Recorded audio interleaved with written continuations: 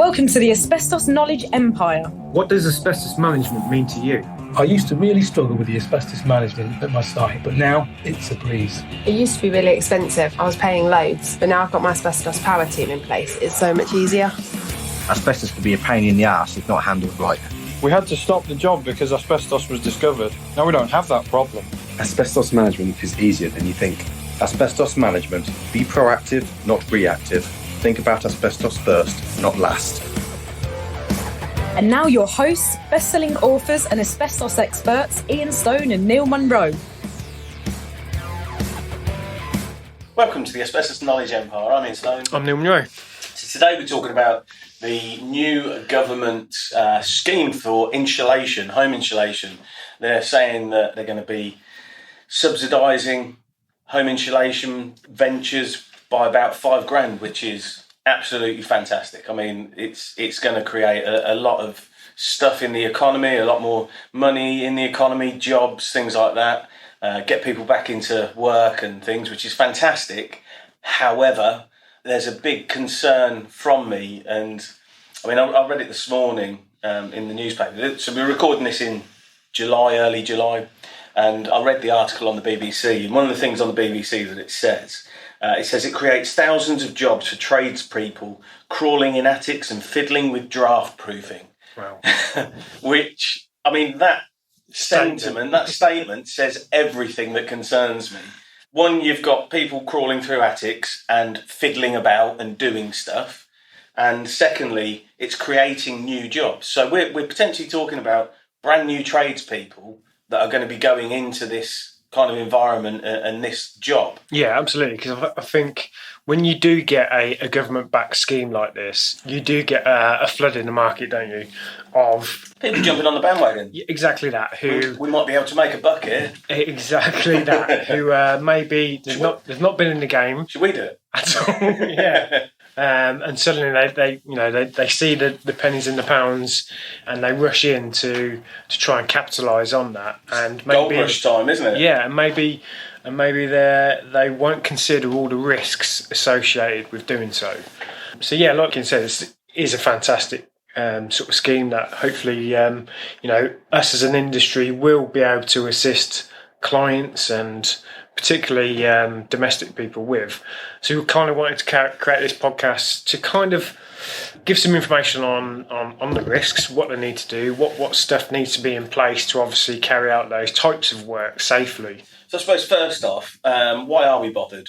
Really, what asbestos can you get in lofts? That's probably that then sets the scene of why we're concerned. Yeah, well, this scheme actually does cover domestic and commercial properties. So what they're doing the grant to both, right? Yeah, okay. It's both. So a lot of public buildings will be included within this. So schools, council offices, etc., stuff like that, and also commercial buildings. So it won't just be the domestic market, but also the commercial market. But so if we take the loft within a domestic property, what kind of asbestos materials could you find in there?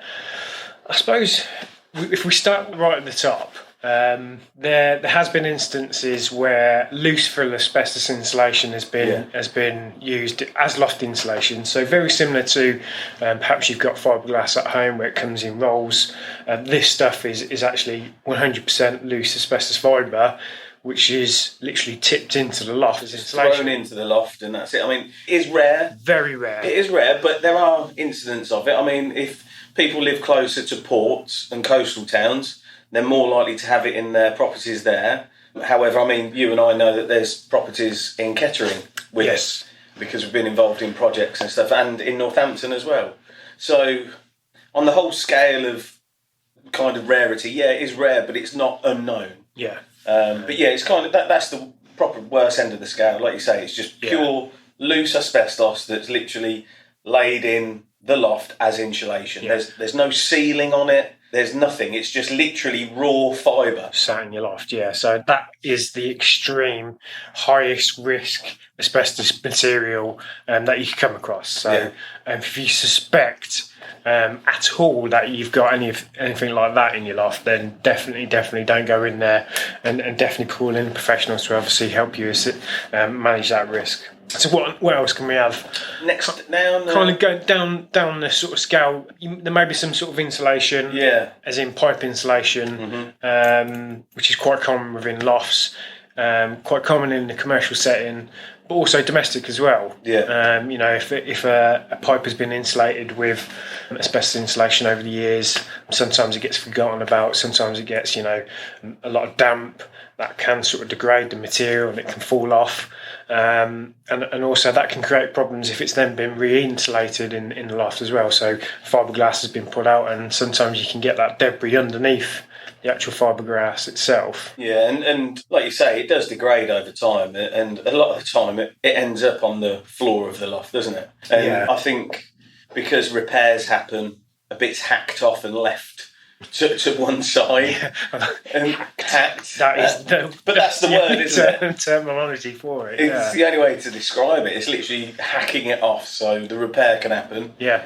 And I mean, even if stuff is still in a considered good condition, it was never usually painted in lofts either. No, that's it, because no one really goes in there. It gets forgotten about. Yeah. So again, you've got kind of a massively high percentage of asbestos in a loose, not very well bonded material. Yeah. And that's why it does fall off, and that's why it does crumble, and that's what the issue is with pipe insulation. Yeah.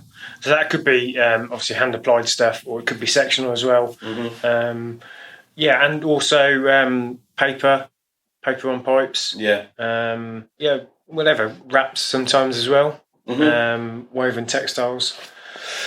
So that kind of covers the pipes, and then you kind of go down to asbestos insulating board, don't you? Yeah. Now that in a big loft, you may have it as a fire break. In sort of a domestic setting, you may have it on the back of the hatch door. Yeah.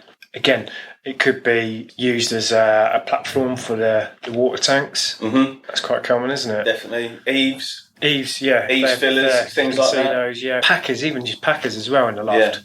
You could find that. Yeah, boxing. Some of the Domestic housing have the dry air, dry air heating and warm air heating.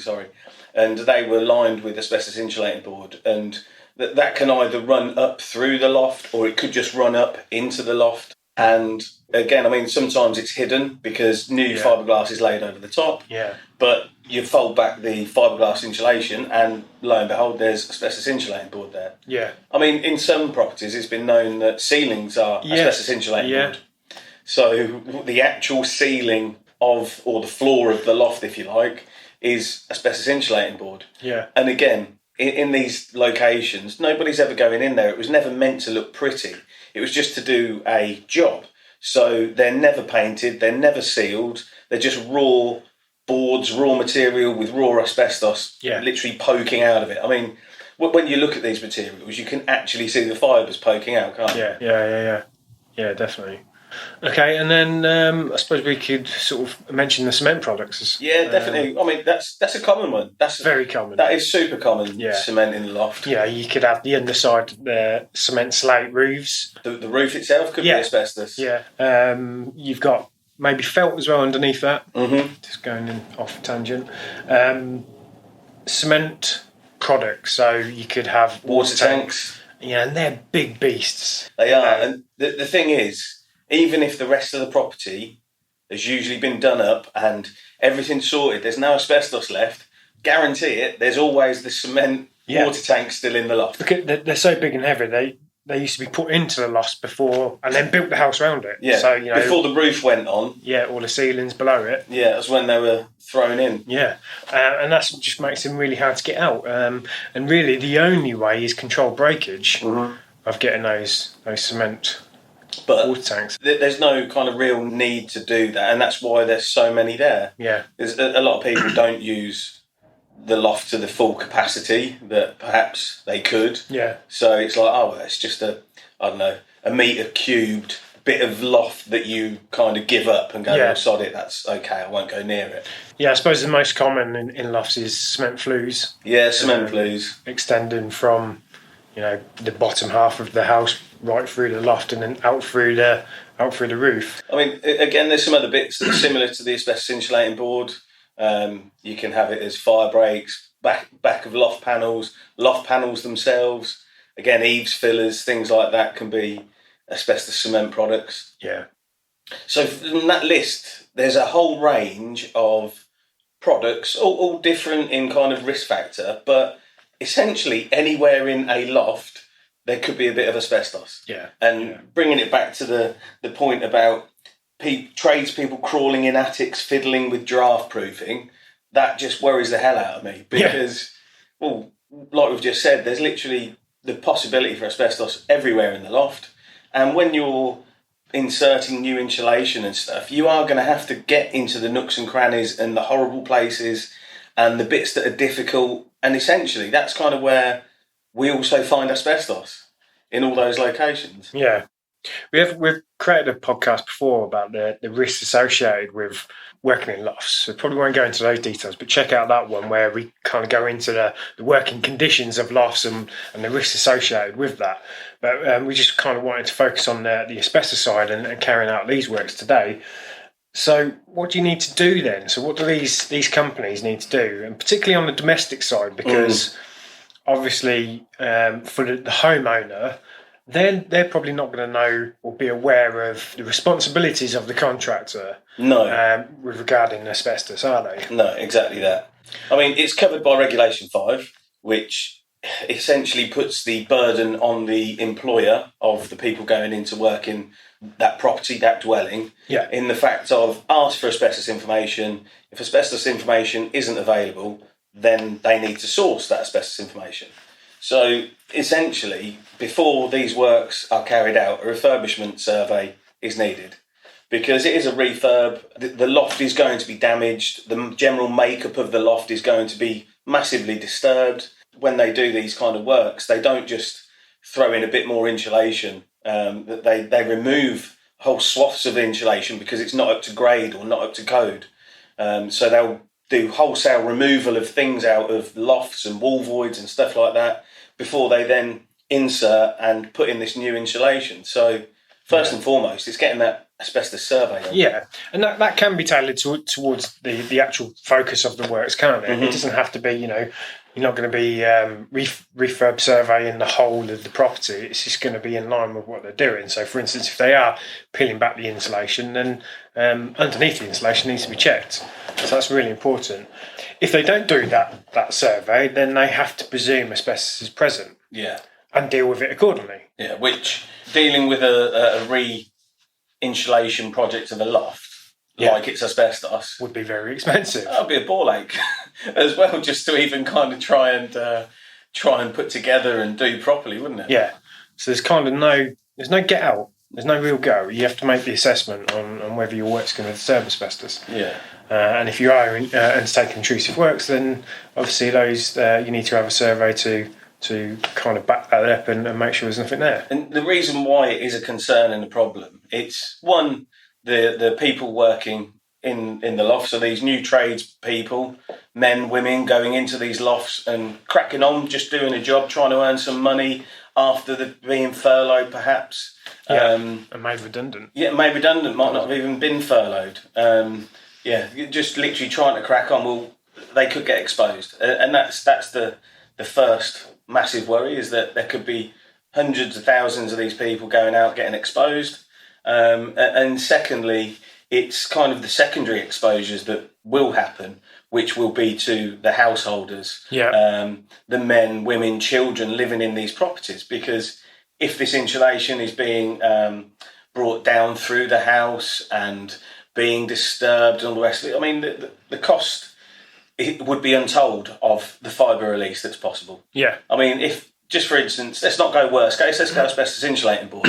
If a piece of board is broken, I mean, the fibre release is in its thousands. Yeah. Absolute thousands. And it doesn't dissipate. Mm-hmm. It doesn't kind of disappear. Yeah. It'll only change when the air changes in that property. So exactly. You could have asbestos fibre in the property for years to come. Yeah, and I think to get stuff out of the loft, you've got to go through the house, and potentially you've got to go through first floor, ground floor, out the door. Yeah. So there's probably no escaping of that exposure if you're in that household, is there? Because it's in the actual central area of the house, and it's only going to be spread throughout the house. Exactly that. So yeah, it's a big risk. Yeah, it does worry me. I mean, the other kind of thing that tradespeople need to have to do this type of work would be asbestos awareness training. Yeah, definitely. And again, from new people coming in, that's the worry that it's not going to happen. Yeah. I mean, there's people in construction that we deal with, and there's companies out there that still haven't even had their staff trained in asbestos awareness. And again, that's a requirement that they should be. And they're from kind of set up standard businesses, let alone something new that is coming to the market. Yeah. And if you do kind of think about these types of properties, so if you think about a property that needs upgrading insulation, it's not going to be a new build. No, definitely not. It's not going to be, built in the last 10 years. It's going to be the prime target for having asbestos. Exactly that. These are the ones that are, going to need these upgrades, these, energy efficiencies put into the properties, and they're probably the most at risk of having asbestos. If you think about the ones that are, going to be kind of using this scheme, they're essentially 50s, 60s, 70s, 80s builds when the use of asbestos was through the roof. It was when it was most prevalent. It's it's just they're ripe for having asbestos in, and ripe for a bigger issue to happen off the back of this. Because, if the worst happens, right, and let's just look at the financial implication. So, all right, people get exposed, that's bad. Householders get exposed, that's bad.